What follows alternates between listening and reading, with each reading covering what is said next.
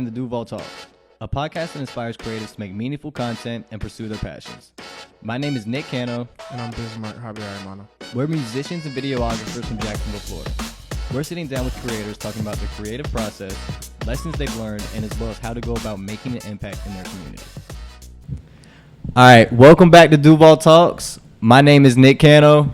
I'm busy. And we are here with our special guest today, Aziza. She is our first female on the Duval Talks podcast. So I just want to say thank you very much. It's an honor to have you here. Yes. Please introduce yourself. Oh my goodness. Happy to represent all of the women in the world. They went ahead and just chose me to be this person. I know we're a little late for Women Appreciation Month. That was last month, but hey, we got it. We own it. Right. Better late than never. Hi, my name is Aziza. Yeah. Great introduction. I love Thank you. it. Perfect. Aziza, tell me where you're from. Yes, I am in the process of claiming Duval. I'm still learning how, but my family and I are originally from South Sudan, and then I've been living here since I was 3 years old. Okay. So Jax is all I know, but also when you grow up in an immigrant household, they are very much about telling you you are not from America. And so for a long time just did not claim Jacksonville. But now I'm honestly, yeah, these It's are not my that people bad. are. Said I know a lot about here. I've been here for a minute. Been here for Why a not? Hot minute. Right? It's actually Duval did raise me, so it's why actually I have all rights to. Right. But I relate to that a lot because even in my family, my grandfather's from Germany, and he came here from Germany, and he loves to talk about the heritage, the roots of where technically we come from. You know what I'm saying? But I was born here. My mom was born here. My dad, all that. So very much so, I'm from Jacksonville, Florida. But we all have our roots from where we're from. Right. You know, whether if it's from here or somewhere else. So I relate to that heavily though. Yeah. But I've always been Duval boy, so. I claim it. weed, bleeding teal. That's the color, right? Teal? Yeah, teal. Jaguars. I got a question. Have you ever been to Sudan? I have. I've gone twice. How was it? It's an experience. It really is. The first time I was 10, and then the second time I was 20. And both times were something. The culture shock is real. When I was a kid, I was really lost in the romance of it, just being really catered to by my family because they hadn't seen me in so long. Mm-hmm. That's what I was just about to ask too. The differences between being 10 and 20 there. Yeah, I will say though that they were.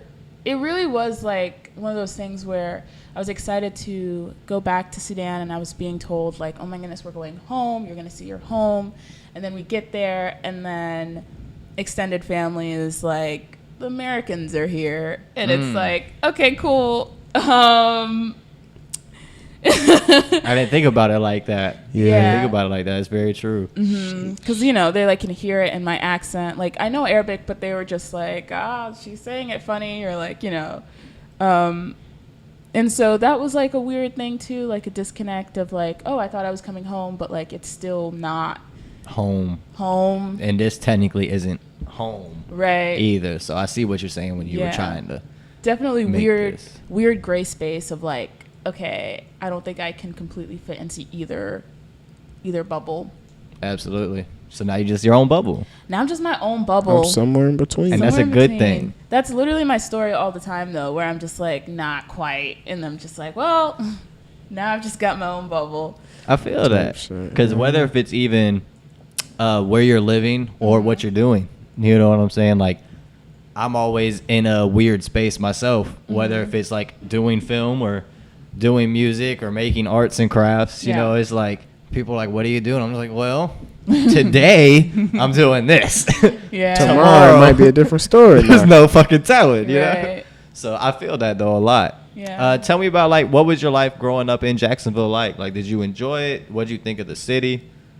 Yeah, Jack's life was very. I feel I didn't get to my family was so strict and so, you just kept me so contained that it was really just school, in church, And like, yeah, I know how that is. yeah, like that was it. Like we hardly ever like ate out. We hardly ever like visited people. It was just so, I was just in such a contained, but I really didn't realize that until I graduated high school, started going off to college, and started exploring like downtown and Riverside for the first time and being like, oh my goodness, like what is a whole new world. I was like, there are people out here. Like this is like, there are things happening.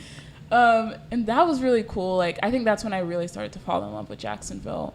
And that's when I was like, man, I kind of want to, maybe I'll claim it. I don't know. I like it. So were you ever in like the artistic community as a youth? Not really. So it's like fairly new to you? It is. And I'm so impressed by it. I am so impressed by all of the artists in Jax. Like, the musicians get me every time, like just random murals whenever I see them. And that's a recent feature for Jacksonville, you know, honestly. Yeah, the murals. The murals for sure. Like we had like maybe 3 that I can think of from like throughout my life that I've recognized seeing, but in the past 5 years. Yeah, I'd say 5-10 years, it's been blowing up. Yes, and it's amazing. Like it's so amazing to see. I'm so really happy. Dope. Yeah. Because before everyone would talk about that Miami district to where you would go see the murals and all that. Yeah. And I definitely think Jacksonville has the potential of being on that level eventually. There's something like exciting about seeing art on a wall. No, facts. It like actually is. Like, well, it is like, life size. You know what I'm saying? So it's not something you're gonna have in your house. Right. It's a staple. You know, and it's a statement. So it's really awesome. Have you seen the one of right before the Matthews Bridge, like that big, huge one? It says Arlington. That one. That's the one Nico did, right? The one Nico. Well, she organized it. Oh, she organized it? And then each letter was a different artist. What? Yes. Yo. Yeah, and there's a girl named Ebony Payne. They like one of the artists painted her on there, and she's a local poet, writer herself. That's so like shit like that is fucking awesome. That's fun. So anyway, I mean, then we know Simpo has his own mural in downtown over there by La Villa. That was like actually the most random blessing for him, I think. You know what I'm saying? Because it wasn't something that was planned really. It was kind of like he got hooked up with these people and just happened to meet this artist that was about to paint a mural. And he gets to choose what he paints. He chose James. You know what I'm saying? Like, it's pretty fucking cool. That is like, so cool. And even at my mom's house, I let my buddy Lewis, and he was on here a couple episodes ago. He painted 3 whole walls at my house as well, outside. My mom was kind enough to let him do that. That's so cool. And it adds to the aesthetic of the house, whether if you're driving by or just admiring the house in general. It's fucking amazing. So art is like definitely blowing up in Jacksonville. It is life. It really is. It is like actually someone putting the entirety of their being, physically, mentally, emotionally, intellectually, spiritually, into this creation, and now you get to experience it. Like, you feel that. Absolutely. So cool. And it can bring different emotions from either way. Right. Yeah. So then tell me now too, so besides art and after like high school, you said you were able to like find yourself a little bit more as far as like getting into the city. Yeah. What made you want to be like, you know, the city's dope, but I want to go like, I just want to go and see what the fuck is out there. Yeah. Like I was like, had that whole period where I like graduated and then I'm in college and I'm like, wow, Jacksonville. What is college so cool. did you go to? I went to FSCJ, so I did community college. Nice. I went there for one day. One? Yeah. What happened? They said I had to pay for it. I swear to God. My financial aid was like $300, and like the first day they pulled me up to the office after I get my ID and everything made, and they were like, you got this, and this, and they laid it out in front of me, and I was like, so you mean I don't get to go here for free? Bro, what? I said this is why I didn't go to UNF or like UCF and all that. I said I thought it was gonna be free ride, and so when that happened, that's when I went in debt. That's when I started getting all this equipment and shit. I was like, I'll just buy all this. Go in debt about something like this. Yeah, you know what I'm saying? I don't feel like spending money on you. Yeah. So I was there for a day, and I was only going there for real estate and interior design was what I would have gone for, and you don't have to go to college for that. But yeah, it was a great day. I mean, I got to go to college. I got to meet some cool people. Absolutely. And I'll remember those connections forever. those connections. That's what's important. I community college did that for a bit, and it was like and there's always this weird thing that happens when you graduate high school and then you're in college and you realize all of your friendships were just convenient friendships. They were just like you made them because you were at the same place all the time, and that's just what happened. I wish I could say that. That was not your experience? That was actually not the case. I'm still tight with like all my homies from Wow. high school. Well, and then this is the thing too, though. Like from we went from La Villa to DA, which is a feeder middle school to a high school. Yeah. It was a little easier that way. Not one. True. If I feel like, because if I went to a regular school, like when I was younger, I went to a school called St. Patrick's. Yeah. I wasn't in art, which allowed me to make friendships out of convenience. But when you're in your art form, all your friends are from band, right? Right. You know what I'm saying? So it's like you're connecting. You have like a common passion. y'all were connecting a lot outside of school, Type regardless. shit. You know what I'm Okay, saying? Yeah. So I'm just That trying to makes see it sense. from that perspective too, Okay, yeah. as well. So Yeah. like, if you're at a not art school, high school with all the band kids, you know what I'm saying? Do you think that like it'd be the same? I'm really asking you Right. that. Like, do you think it'd be the same? Probably not, because now that I think about it, there are some people who I was like friends with in high school, but like we weren't really like super tight. Right. And now we don't even fucking talk. Yeah. Yeah. Type shit. Because that's my case as well. Even though I did go to DA and all that as well, not a lot of my real close friends were in band. Yeah. And yeah, I made a lot of friendships out of convenience. Yeah. And wanting to be a part of something that like I just, I want to be a part of it, but wasn't really for me. Right. That's exactly what happened, where it was like graduated and was like, oh man, we're not keeping in touch at all, and just had a super lonely season. And that's when I started just like, all right, well, let me just see how hanging out with myself is, and I started like going to open mics and checking out art galleries and just hanging out in coffee shops and spending a lot of time alone, which was really cool because like I was meeting all these people who probably wouldn't have talked to me if I was with someone. You know, Right. when you're alone, people are more likely to talk to you and have a conversation with you. Right. And so that was happening, and that's when I was like really starting to get involved in Jax and like meet. Bless you. Yes, bless you. And so then I got involved with this like campus ministry, slash like, so it was like this church that was like working at UNF, JU, and Flagler College in St. Augustine. And I started working with them. First, I just started going to their like church services, and then I started working with them, and I started writing for them. And that was the space where the first time I started writing for anyone, like creatively, that wasn't for myself. And that just kind of like grew my relationship with writing and grew my relationship with storytelling. And then within this past like year, I just realized that I'm the common denominator of all of the moments that bring me the most joy are stories. And I like that.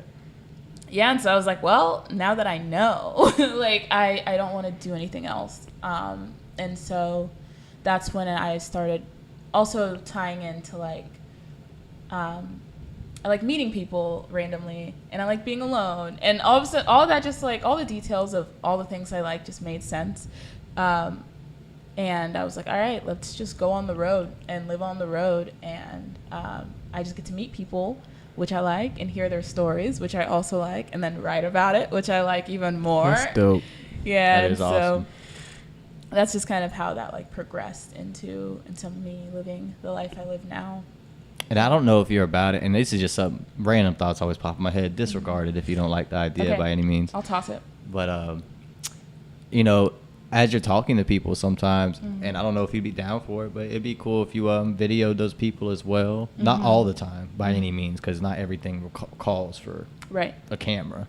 But Right. if you find someone and you really really love their story, Yeah. maybe you think it's worth sharing, not just in writing, Right. but in visual and a writing format. Right. So maybe you can share best of both worlds. Right. It's just an idea. Yeah, I've actually been thinking a lot about that, and have been considering what it would look like to interview people on the road. I know though that like a lot of times the people I'm meeting are just are struggling in very specific ways and are very suspicious and paranoid. Like that has been like a theme. I feel that. Where I'm meeting people who are like paranoid of the world. And so I am like wondering like what would it look like to try to have recorded conversations with people who like have a story that like, you know, they're afraid that like, oh, I might, you know, so it's like a thing where they would have to trust my intention and like exactly all these details. But like I'm hoping for that. I think that'd be really cool too. That would. No, for sure, because that's something I think about often where I'm like, honestly, if we were all living the life that I'm living right now, we wouldn't be able to, like, I'm allowed to live the life. I'm allowed to live in my car and drive around and pop up where I want to, when I want to, because there are people who work their 9 to 5 and are being steady somewhere, you know, like everyone, and I mean, and not everyone is unsatisfied with that life. I have a friend who like works for the government and she likes the structure and she likes the financial security and she likes having like music as a hobby, you know, and so yeah, I think it just comes back to like what makes you happy. Yeah. Like, what are you willing to do for that? Because I mean, you have people you happy in like the military as well, you know, right? To whether if it's just Some like people dream to get into the military. Yeah, you know, and that's a lot. Whether if it's based off the money, the benefits, right? The long. A lot of people. What I see with the military is a lot of people see it the long-term vision in it, and that's the fact that when you are done and you're retired, you're gonna have good money saved up. You're gonna have all the benefits for you and your family, and that's what a lot of people want. They want to be able to take care of their family. Right. So like I know that's a weakness for a lot of people. Yeah. I couldn't sign up for the military personally. Right. I would get irritated, irritable, pissed off, mad. I just couldn't do it. Excuse me, sir. Get out my face. Don't talk to me like that. Yeah. Who do you think you are? That type of shit. So I just know it would be it'd be hard for me. Like I said, everyone has their own path, and that's like just one thing I like to talk to. And for anybody who's ever watching this, is I highly encourage you, just if you have any doubt in your mind that you're unhappy, to do some new shit, and it really doesn't matter what it is. Honestly, like just break out of whatever you're doing, find it. Something I like saying to myself is, if you want to see something new or different, you got to do something new or different. That's real. You got to change it up. Yeah. Every once in a while. Yeah. So now tell me, so I'm trying to figure, because we didn't break down exactly how well. So you now have been currently, how long have you been traveling for? December. December? That's a nice chunk of change. That's dope. 4 months. I'm so 3, almost 4 months. It's like, I want to say I'm not jealous, but like, I'm jealous. You know what I'm saying? It's like healthy jealous. No, that's fucking awesome. What's some of the places you've been? I have gone nothing crazy. Alabama. So I went throughout Florida, and then when I left Florida, Alabama, Asheville, Charlotte, Myrtle Beach, Taper City, Greensville. Then hung out in Savannah for a while, but nice. Yeah, nothing crazy. I think I'm Savannah. gonna. Yeah, I think I'm gonna, when I leave this time, I'll probably go more west. But it's just been like, it was cold when I left, so I was like trying to like not stray too navigate far. through that. Right. But also it's just been so much, just been spending a lot of time outside, and so it's been like a lot of just, let's just find the trails, let's find the parks. So I haven't really explored like cities so much as I've just been like in a new city outside somewhere. Facts. No, there's nothing wrong with that. Yeah. And then like, and if you don't mind breaking it down and getting into it as well, just like, I want people who are even interested, because like even myself, I'm interested in living a lifestyle like this. You know, I really want to get out there and get on the road and just travel for about 6 months and just be like, and just do that. Yeah. But if you're down, like just tell people some of the struggles of like what it is, and like just the reality of just getting up and traveling, you know what I'm saying? Because it's obviously not all smiles and sunshines every moment, but we try to bring ourselves back to that. Oh my goodness, yeah. Anytime I do, that is such a good point, because people will like, I feel like people are tempted to glamorize like living on the road, and I'm always like, listen. Right. Hold on. Don't get me wrong.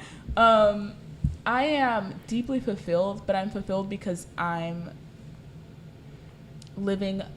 pursuing my dream, right? And I'm pursuing a dream that is not, it's not an option for me to do anything else, right? And so I feel like if you're gonna be on the road, like you gotta have you gotta have your fire. You gotta have your thing that like you keep coming back to, because it is challenging to be alone. It is really challenging to be far from people and to experience. And the thing is too, is that a lot of times everyone has a different capacity. And so you go on the road and you think like, oh, this is how like my relationships are going to look like with people. But some people that you're friends with might not have the capacity to maintain friendship with you when you're gone. And that's like something that I really had to like come to terms with. And it's just like a natural part of life. And there are just things, the loneliness just hits different. And I think that that's something that like you're not prepared for until you feel it. I'm going to try to make sure I respond to your stories more. Like when you're on the road. I'm going to try to respond to your stories a little more. Because I like watching your stories a lot. Thank you. You make me smile when I'm at home or if I'm feeling lonely. Yeah. So, that's sweet. Thank you. What is your Instagram for people? Yeah, Instagram, Aziza Wonder. That is AZIZAWONDER. Beautiful. Aziza Wonder. Anybody that hasn't, go give her a follow and send her some love in her DMs and on her stories, please, while she's on the road. I'll send it back. Big facts. It said the love is always coming back. Because I'm not even lying. You have you're very good about being on your story and like being active and communicating with everybody. That's hard. That is hard to do. And I've talked about that once before. But anytime you're running social media, whether if it's just one account, whether if it's just Instagram or Instagram, Facebook, Twitter, Snapchat, whatever it is, it's stressful. Because no doubt. people, same thing as well. They want to post sunshines and rainbows on Instagram. And same thing. It's not always like that. Right. And you have to realize that. Like I said, because when I think about that, I know you a little bit. You know what I'm saying? I know what you're doing. So sometimes when I do see your story, I know you're happy. I know you are. Yeah. But at the same time, I know like, I know you might need a little love. Yeah. You know what I'm saying? Because when you are alone and you're trying to do stuff like that to show all this love for other people. Right. It sucks sometimes when you're just not like getting reciprocated. But that sucks anywhere. Yeah. Yeah. So. It's definitely, learning my relationship with social media has been important too. I try not to like, because it's very big for me to not make myself like for consumption. I think about that a lot. I'm like, I'm not for people's entertainment. I'm not for people's fulfillment. And so if I need to take a day, if I need to like ghost for like a few weeks, I'm like, I can choose to do that. That's the first time I've ever heard that. I'm not for everybody's consumption. Right. Hey, bro, and that's good too. Like it really is. Yeah. I mean, and I've been like, I used to be really big on like posting every day on social media. Now this is like 2 years ago me. Yeah. But 2 years ago me was on some, I'm grinding harder than all of y'all. Fuck y'all, and I'm gonna show you. It was me posting me working out every day, me going to work every day, eating, like just the whole fucking nine of anything vlogging. I was doing. Yeah, I was literally like just vlogging off of my phone. Yeah. And it was draining. Yeah. But just like you said, I'm not for everyone's consumption. Right. I was doing that more for me. Even though I want to say I was doing that for other people, I was doing it a lot more for me than it was for them. What was it? Was it like a thing of you like holding yourself accountable? Like, yo, I got to make sure I'm doing this today, this today, this today, this today. Like, it was more of me being able to hold myself accountable on some, how it's like every day if you can be a little bit better, you're doing great. Yeah. I was like, well, if my Instagram story is a little bit better every day and I add that one more thing every day, maybe I'll just, this will be it. You know what I'm saying? I Yeah. can keep myself in those habits, but it resulted in burnout ultimately. Yeah. Because then I was working 3 jobs. I was trying to maintain my social media as well, and then not only Yeah. to post the stuff, to respond to everybody that was responding to my shit. And that in itself is a feat, Right. honestly. It's Yeah. energy. Like you are just everything you're doing, you're giving out energy. Yeah. Yeah. Exactly. So it's like socially too. It's like, man, why am I so tired? It's like because you're Yeah. giving yourself in every word that you're giving to another person. And people don't realize Y'all that. talking that shit, man. Bro, well, I mean, think it's just like even when someone like was sending a fucking fire emoji reaction to my story, I would have responded to them, "Thank you so much." You know what I'm Right. saying? Because I want you to do that again. You know what I'm saying? Like, Yeah. that's how I felt about it. I am big on some. I really do. I wouldn't want to call it I don't want a fan base necessarily. Right. But I am big on like I want my lifestyle to be in front of the world. I'm huge on that. If I could have my everyday lifestyle on camera from the moment I wake up to the moment I go to bed, I Yeah. would, but I'm too lazy to do that myself. Period. You know what I'm saying? If Fair. I had someone to do that for me, I genuinely would. Yeah. And that time will come, and I know there's a day Absolutely. where that time will come. Right. Absolutely. Yeah. But I don't know. That's one of the big things I've always felt was a calling for me was the fact that I feel like if I can show people my life, and it also the fact that it motivates me when I'm on camera and I do stuff like this. Like I love looking at this shit and I love posting it, getting the feedback. Yeah. It's People like don't a little understand energy that. boost. It is. Yeah. And whether if it's draining or fulfilling, Yeah. you know, little things matter. Absolutely. People think like I showed up, Yeah. but that's cool. You know what I'm saying? Yeah. Like, I guess that's half the Nah, if battle. you're not giving your all, you might as well not be there. Like, Yeah. because you're actually not there. And that's saying like, and like I say too, that it is part of the battle though, with social media. Cause like, if you're not giving your all, should you be there? You see what I'm saying? Cause like, I was trying to give it my all, then I had to completely stop, and then I didn't even post anything for like 2 months because I was drained. I said I can't do this shit no Go more. on hiatus. Yeah. You know? Well, then what are you calling giving it your all? Is it the consistency, or is it like every time I show up, I'll That's give a- my all? That's a great question too. Yeah. Because like, I would say consistency. Okay. More than anything, because I feel like if you're just showing up, especially on social media, that means you might just be getting on and liking somebody's pictures maybe, or like viewing stories. I feel like that's like, if in the social media world, that's showing up. Yeah. But being consistent is posting, you know. It's getting But harder I mean, you and can be harder. consistently showing up. Yeah, you can be Right. consistently showing up.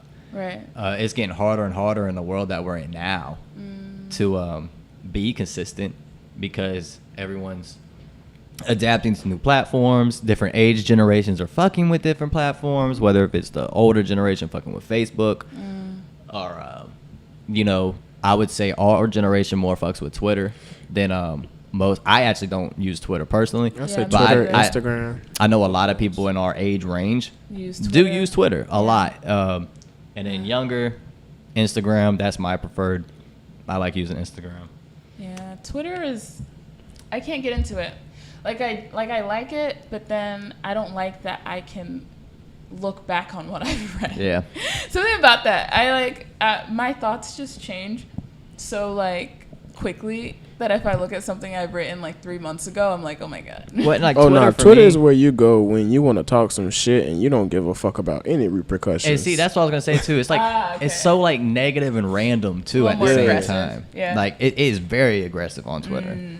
So that community is not my favorite by all That's means. what a Like, shark. I'm just trying to have a good time. Ew, Right. Sharks hang out. Nah, bro, Twitter is wild, bro. That I see shit the is screenshots wicked. on Instagram, and I'm like, that looks like a good time. Right. I'm like, I know, like, if somebody posted this on Instagram, like, But this I would am get with, all types of like violations. I'm with what you said too as well. I can't. My mind changes a lot. Yeah. I can't lie about I don't want that. somebody to bring up something from 5 months ago that I don't Oh, my agree goodness, with now right? that when I said it. 'Cause Like, that I don't even know who that happens. is. I don't even know who she is. And that's one thing I'm excited about and also a little nervous about as I get older and my life is more and more documented. I don't plan on ever stopping the documentary of my life pretty much, or documenting my life. But yeah, I already know down the road there's gonna be literal video clips that people are gonna show me or send me and be like, "Well, you said this." Oh my goodness. And I'm like, "And how long ago was that?" You know what I'm saying? Because if I didn't say it today, shit might not mean Sorry, nothing. I don't know who this man is. So I'm very strong about that. He's People walking down the gotta street. understand that like your opinion change, your Yeah. mind changes. Oh my goodness. And like it's just there's nothing you're ever gonna do about that because you're always getting new information.